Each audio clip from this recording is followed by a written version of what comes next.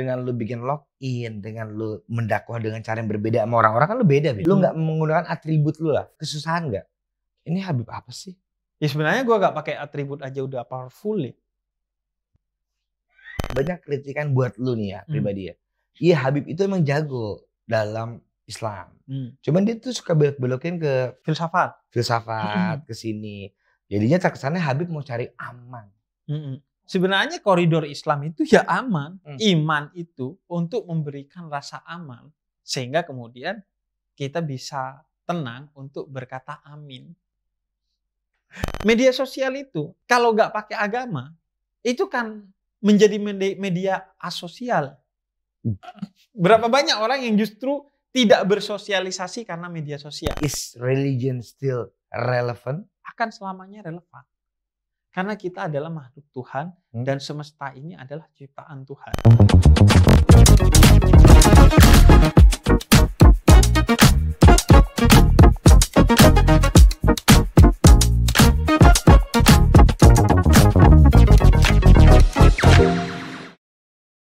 Kan kita kan makin dewasa, makin wise, makin ini, makin itu. Kalau lu apa? Kalau gue tadi tuh ya, gue harus jadi suami yang baik. Gue harus ngurangin kelakuan gue di umur 20. Ya orang kan makin tua kan harusnya bukan makin amburadul ya. Insya Allah. Betul kalau dalam Islam. Ya pertama betul semua tuh. Khairukum li ahli kata Nabi Muhammad. Sebaik-baiknya kalian adalah yang paling baik terhadap keluarga kalian.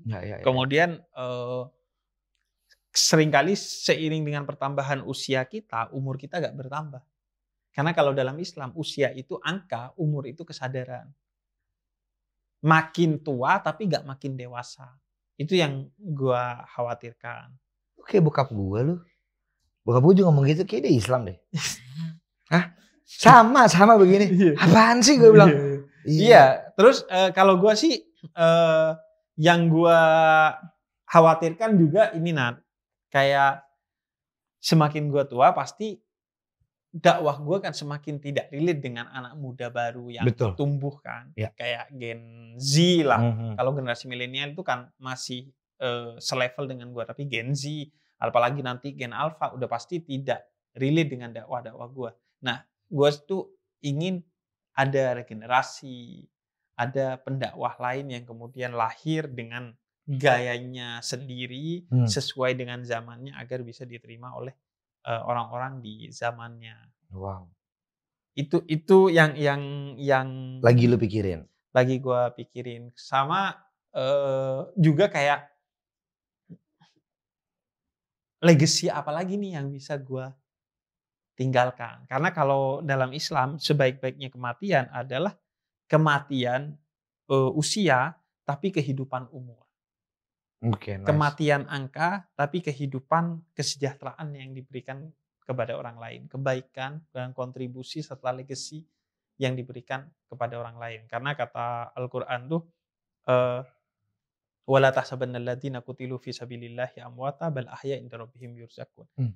Orang yang mati secara nyawa di jalan Tuhannya, maka dia sebenarnya tidak akan pernah mati. Dia akan terus hidup, mendapatkan rezeki dari Tuhannya, dan membagikan rezeki dari Tuhan itu kepada orang-orang yang ada di sekitarnya dan siapa saja yang menghendaki kebaikan dari dia. Berupa apa? Legacy itu. Misalnya buku, misalnya konten-konten kita, kemudian amal-amal yang tetap berjalan seiring dengan matinya kita.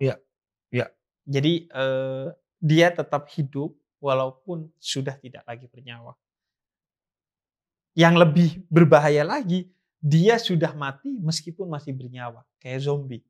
Hidup tapi gak pernah membawa kebaikan kepada orang lain. Tapi justru setiap ada dia, tumbuh keburukan-keburukan yang menginfluence orang-orang di sekitarnya. Tongkrongan nih. Ada gak temen lu yang kira-kira gitu kayak zombie? Ada sih. Siapa dia? Enggak, gue gak mau nyebut namanya dong. Tapi ada? Ada. Zombie? Iya, yang kalau ada dia tongkrongan jadi berubah dari ngomongin ilmu ke ngomongin orang misalnya. Terus kalau ada dia jadi gak asik gitu. Oh, gue tahu tuh orangnya. Siapa? Gak usah. Kayaknya tongkrongan kita juga beda deh. Iya juga sih. Iya kan? Dan menurut gue bersyukur sama pertemuan kita dan legacy yang kita buat dengan login. Iya. Karena tulus. Menurut gue kalau bukan karena kehendak Tuhan, kita itu kayaknya nggak akan ketemu sih. Nggak akan. Karena kenapa? Bukan karena beda agamanya sih. Kalau beda agamanya gue ketemu dengan banyak orang Katolik. Betul. Tapi utamanya soal perbedaan circle kita. Lu orang yang setiap hari dari panggung ke panggung dengan musiknya. Gua orang yang setiap hari dari mimbar ke mimbar dengan ceramahnya. Ya. Ini seharusnya nggak ketemu nih. Gini ya harusnya ya. Iyalah, bukan hanya nggak ketemu, kayaknya bertentangan kan. Tapi tiba-tiba kan kita bertemu, melahirkan legacy. Betul. Dan anomali. Ya. Anomalinya tuh di masjid ada orang yang nanya, Bib, Onat mana? Sama kok, Bib. Di panggung musik ada yang nanya, Nat, Habib mana? Itu kan bukan nanya, bawa ini apa? Poster. Poster. Gue bilang turunin, orangnya nggak ada, lagi sholat, jangan. Iya, Bib. Di situ gue yakin itu sebagai karunia, salah satu yang terbesar yang Tuhan berikan kepada kita. Ya. Untuk kemudian apapun agamanya orang, tapi orang mendapatkan value tentang toleransi, tentang kolaborasi dalam kebaikan, tentang berbagai hal yang sudah kita bagikan di login sih menurut gue. Yap. Apa, Bib, susahnya dengan lu bikin login, dengan lu mendakwah dengan cara yang berbeda sama orang-orang kan lu beda, Bib. Lu pakai jeans, lu pakai sneakers, ini lu nggak menggunakan atribut lu lah. Apa? Ada kesusahan nggak? Ini Habib apa sih? Ya sebenarnya gue gak pakai atribut aja udah powerful ya. Iya. Enggak. Enggak. Poin belas. Gue sih gak ngelihat sebagai kesusahan, tapi tantangan. Tantangannya adalah orang Indonesia itu kan seringkali keberislamannya dan keberguruannya itu berbasis kepada simbol, identitas. Ritual. Enggak, identitas dan simbol kayak jubah, sorban, kemudian mungkin tongkat dan lain sebagainya kan. Nah, tapi kan Agus Buntu nggak bisa pakai tongkat. Pertama dia bukan pendakwah ya. Betul. Yang kedua aktivitasnya justru bertentangan dengan semua agama. Betul, dengan semua agama dia. Kenapa Anda tiba-tiba belok ke sana? Karena Anda bobo tongkat tadi. Emang dia apa hubungannya sama tongkat? Dia kan nggak punya tangan. Justru gak ada hubungannya sama tongkat. Lah, kalau ada tangan dia bisa pakai tongkat. Iya, karena gak ada tangan berarti gak akan pernah berhubungan dengan tongkat dong. Tapi dia berhubungan dengan. Nah, jadi tantangannya itu sih. Ya. Di awal-awal gue muncul kan ada trust issue ke gue. Ya. Emang ini beneran Habib? Ya. Emang ini beneran ngerti agama? Emang apa yang disampaikan itu beneran pesan-pesan Islam? Ya. Ada banyak pertanyaan-pertanyaan itu. Terlebih gue dari awal memang dengan pembawaan dakwah yang tidak banyak menyelipkan ayat dan hadis, bukan karena tidak ada ayat dan hadisnya, tapi khawatir segmen dakwah gue masih belum siap dan kurang nyaman dengan treatment yang seperti itu, dengan delivery yang seperti itu. Makanya akhirnya kan gue memutuskan semua konten-konten dakwah gue itu tetap gue tulis dan terbitkan sebagai buku, yang di sana baru gue lengkapi ayat dan hadisnya. Karena memang kalau buku rasanya lebih tepat untuk kita berdakwah dengan kutipan-kutipan ayat, hadis, ataupun referensi-referensi buku dan kitab yang menjadi inspirasi bagi dakwah gue. Wow. Tapi gini, banyak kritikan buat lu nih ya, pribadi ya. Iya, Habib itu emang jago dalam Islam. Cuman dia tuh suka belok-belokin ke apa namanya, Bib? Jurusan kuliah lu, Bib? Filsafat ke sini. Jadinya terkesannya Habib mau cari aman. Padahal kalau kita koridor sesuai Islam, nggak bisa tuh belok-belokin gitu. Ke situ aja dong. Sebenarnya koridor Islam itu ya aman. Iman itu untuk memberikan rasa aman. Oke. Sehingga kemudian kita bisa tenang untuk berkata amin. Enggak, ya salah satu value utama Islam sejak etimologi, sejak kebahasaan, Islam itu untuk menciptakan rasa aman. Bahkan salah satu core utama Islam, kata Nabi Muhammad, itu adalah keamanan. Ya. Makanya kata Nabi Muhammad al-muslimu man salimal muslimuna min lisanihi wa yadihi. Seorang muslim itu adalah yang memberikan keamanan kepada orang lain sejak di lisan, bukan hanya pada kelakuan. Ya. Jadi ya gue akan selalu mencari aman lah, bahkan memberikan keamanan kepada orang lain. Setuju. Karenanya orang udah banyak merasa tidak aman di kantor karena masalah dengan bosnya. Orang banyak merasa tidak aman di rumah karena masalah dengan pasangannya. Orang banyak merasa tidak aman di jalan karena masalah dengan pengendara lain. Maka kalau orang tidak juga merasa aman di masjid, di musola, di majelis taklim, di gereja, di pura, dan di rumah-rumah ibadah, kemudian di mana mereka akan mendapatkan rasa aman? Karena itu tokoh agama, apapun agamanya, salah satu visi utamanya harus adalah memberikan rasa aman kepada mereka, bukan hanya di akhirat, tapi sejak di dunia. Wow. Ya, apapun itu yang digunakan sebagai medium, selama tidak bertentangan dengan nilai Islam, nggak ada masalah. Apalagi filsafat. Ya. Filsafat itu kalau dalam bahasa Islamnya adalah akidah atau ilmu kalam. Akidah atau ilmu kalam, yaitu ilmu yang mengajarkan orang untuk memahami pondasi dari Islam itu sendiri, yaitu iman kepada Tuhan dengan pendekatan yang utamanya rasional. Dan itulah tantangan kepada anak muda kan sekarang. Bagaimana mereka bisa memahami agama secara rasional, karena kalau nggak rasional, mereka akan cenderung menganggap agama itu hanya warisan masa lalu yang udah gak relevan dengan sekarang, gak ada gunanya gue beragama dan lain sebagainya. Itu kan yang paling challenge ya. Apalagi Gen Z kan, kalau zaman kita kan belum ada gadget, belum ada ini, ya udah. Betul. Kalau sekarang kan mereka bisa riset ya. Apakah bisa. Agama masyarakat. Bahkan risetnya sekarang kan lewat WA, nah. Pakai Meta AI itu kan. Nah, bisa tinggal kan? Nanya langsung kan. Gak usah lu keluar ke ChatGPT, gak usah lu keluar ke Google, langsung dari WA lu bisa langsung tanya, ini apa, itu apa gitu. Nah itu, tantangan lu makin gede dong. Yaitu kalau orang tidak memiliki soliditas ilmu, dia pasti akan tersingkir. Kalau gua gak betul-betul lahir dari rahim keilmuan Islam yang solid, ya gua akan tersingkir. Karena orang dengan mudah meriset apa yang gua sampaikan. Apakah benar ada hadis yang disampaikan oleh Habib? Apakah benar ayat yang disampaikan oleh Habib itu ada di Al-Quran? Apakah benar pendapat tentang Islam dari ulama-ulama yang Habib kutip itu berasal dari ulama-ulama tersebut? Mereka dengan mudah bisa meriset. Karena itu sekarang kita berhadapan dengan generasi yang cerdas. Karena itu dakwahnya juga dakwah yang mencerdaskan. Dan memang begitulah dakwah. Dari awal Islam itu dakwah utamanya itu adalah Fathum Mekah. Fathum Mekah itu artinya pembukaan kota Mekah. Karena semakin masyarakat terbuka, kita semakin yakin orang akan paham kepada Islam, atau bahkan paling jauh bisa memeluk dan mengamalkan Islam dengan baik, karena kita yakin Islam itu agama yang antitesa dari jahiliyah, yaitu kebodohan.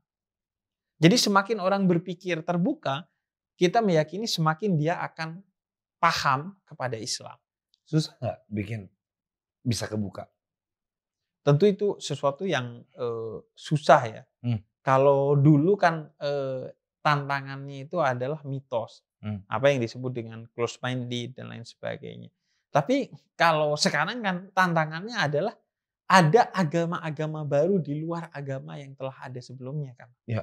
Agama-agama baru itu artinya ideologi-ideologi baru, nilai-nilai baru. Ya. Seiring dengan modernisme yang kemudian hadir sebagai alternatif-alternatif dari agama itu sendiri. Bukan hanya Islam, semua agama benar. Mengalami tantangan dengan agnostik, ateisme, kemudian style-style baru yang muncul sekarang kan. Misalnya, wah gak perlu agama nih. Yang penting lo begini dan begitu. Ada banyak sekali ideologi-ideologi yang muncul sekarang kan. How Islam menangani itu? Ya mau tidak mau Islam harus menggali hazanah Islam tentang aspek-aspek keapaan atau rasionalitas dari Islam itu sendiri. Misalnya, gue waktu itu bikin konten dengan Bante soal kurban versus vegan. Kurban versus vegan. Islam menyuruh kita berkurban, menyembelih hewan kurban. orang-orang vegan menganggap itu sebagai bentuk kekejaman. Betul. Itu kan tantangan. Betul. Dan itu sudah menjadi agama baru kan. Betul. Dalam tanda petik kan. Orang-orang vegan itu. Ya. Bahwa wah ini pembantaian besar-besaran setiap hari raya Idul Adha. Karena orang Islam menyembelih hewan-hewan ternak yang dihalalkan untuk dimakan dan dibolehkan untuk dikurbankan. Ya. Kan itu tantangan bagaimana kemudian kita menjelaskan kepada mereka bahwa kurban itu bukan simbol kekejaman. Justru kurban itu adalah simbol tentang kedamaian. Tidak ada lagi orang yang boleh dibunuh atas nama agama. Adapun hewan-hewan kurban itu diperlakukan dengan baik dalam prosesi penyembelihannya dan digunakan untuk apa? Untuk kebaikan, untuk membantu orang-orang yang selama ini tidak pernah mengkonsumsi daging karena ekonominya dan lain sebagainya. Oke. Oh, oke. Oke, tapi gini, Bib. Ini menarik dari lu nih, Bib. Ini lu keren, menurut gue lu keren nih. Kan zaman udah makin kesini nih ya. 2024, 25, 26, 27, 28. Sebenarnya kan kita semua nggak perlu diatur ya. By doing this, dengan pengalaman kita, ya kita tahu lah. Ya kalau kencing begini, kalau nyolong begini, kalau pakai narkoba ketangkep. Kan itu kan sebenarnya nggak perlu diajarin di agama, itu kan basic aja. Oh kalau ketemu orang tua harus salaman. Gitu. Apa yang Islam mau lakukan? Karena kan itu kan sebenarnya Islam mengajarin yang bagus. Cuman tanpa Islam pun kita bisa belajar kok. Even kita nggak punya agama. Iya. Pertama, kalau nyolong dosa. Kalau ngomongin orang dosa. Itu kan nggak perlu agama tuh, Bib. Iya. Pertama, aspek yang paling mendasar dari agama adalah aspek teologi moralitas. Ya. Orang udah tahu nggak boleh nyolong. Tapi kalau orang nggak nyolongnya karena Tuhan, bukan hanya hidupnya bahagia di dunia, tapi nanti di akhirat dia akan selamat dengan menghuni surganya Tuhan. Oh. Jadi aspek teologi moralitasnya dapat.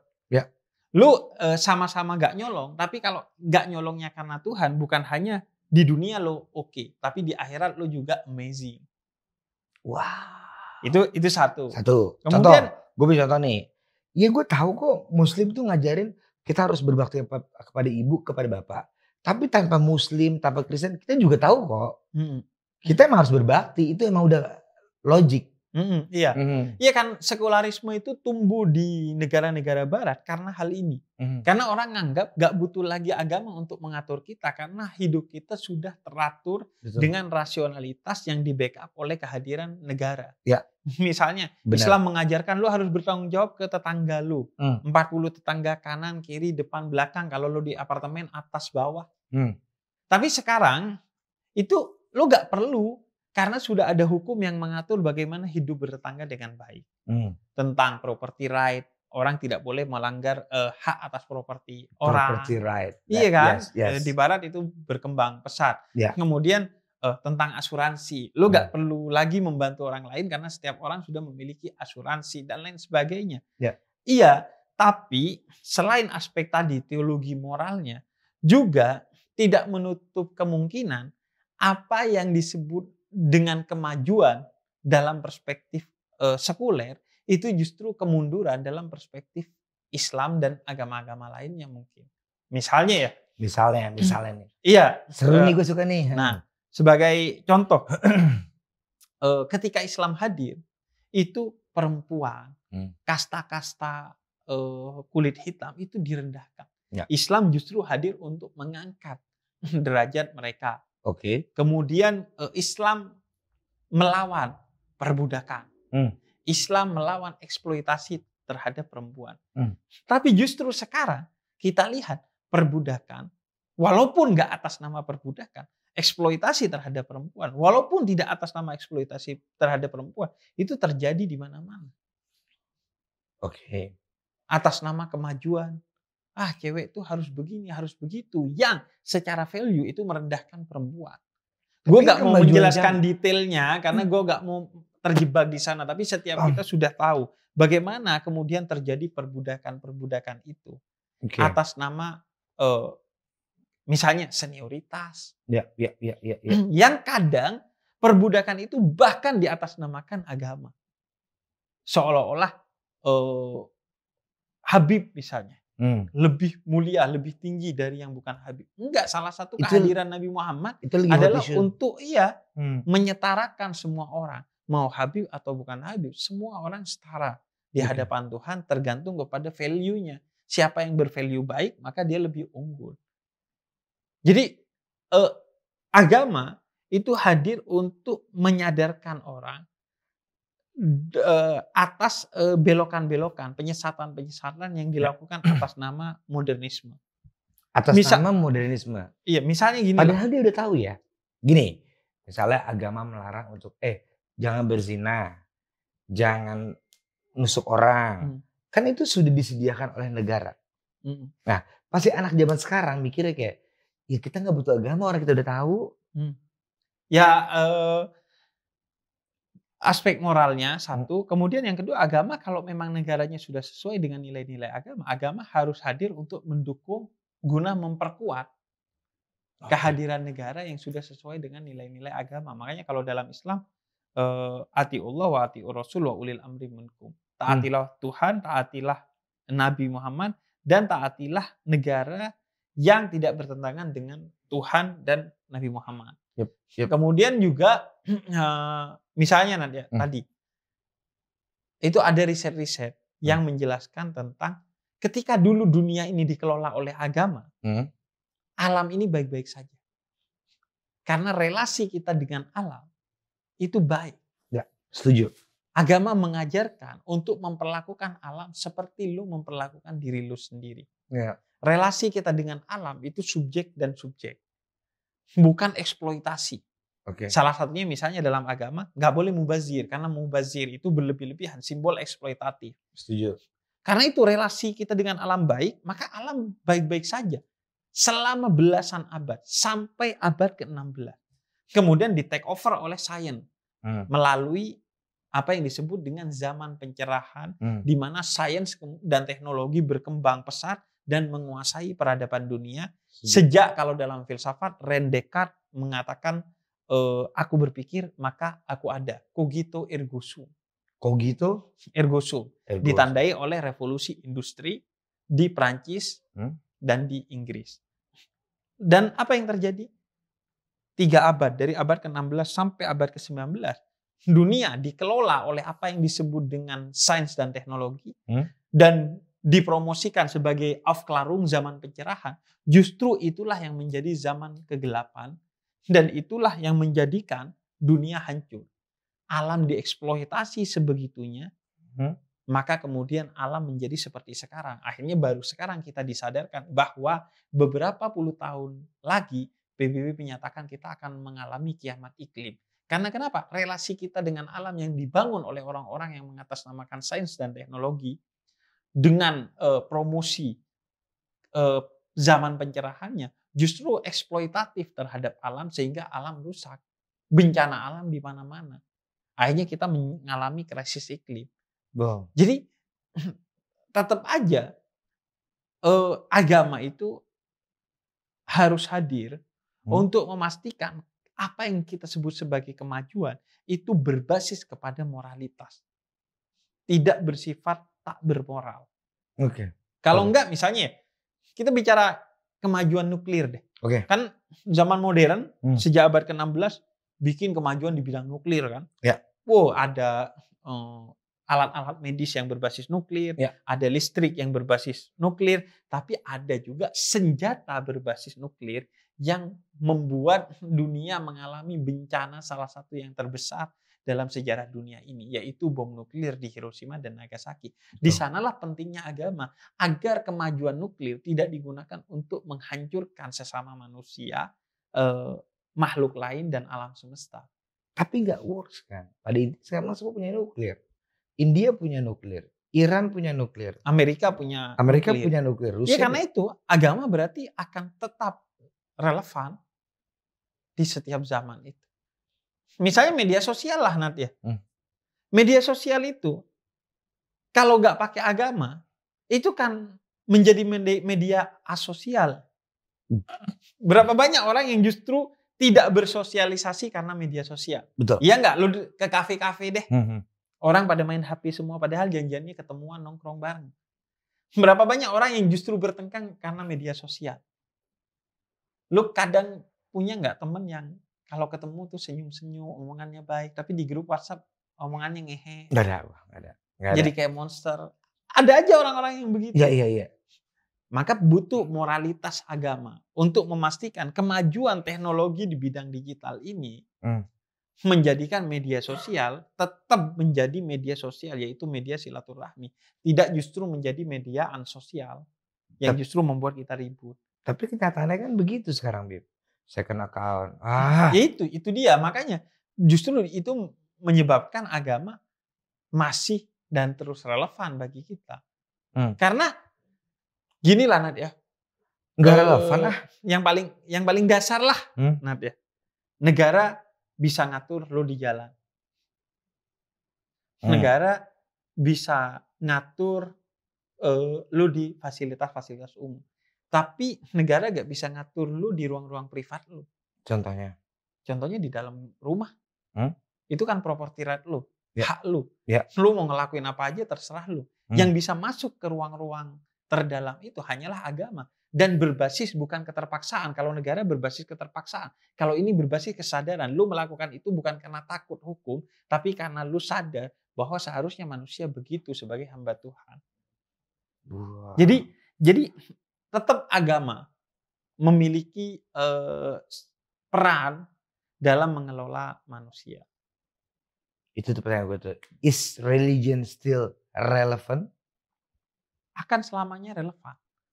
Karena kita adalah makhluk Tuhan dan semesta ini adalah ciptaan Tuhan. Ya. Tuhan yang paling tahu apa yang terbaik untuk kita. Kita diberikan keleluasaan untuk memikirkan bagaimana kita menjadi yang terbaik. Tapi tetaplah Tuhan yang paling mengerti apa yang terbaik untuk kita. Karena itu kita tetap berpikir tapi juga membaca teks-teks suci yang didatangkan oleh Tuhan ke muka bumi ini untuk kita berdialektika.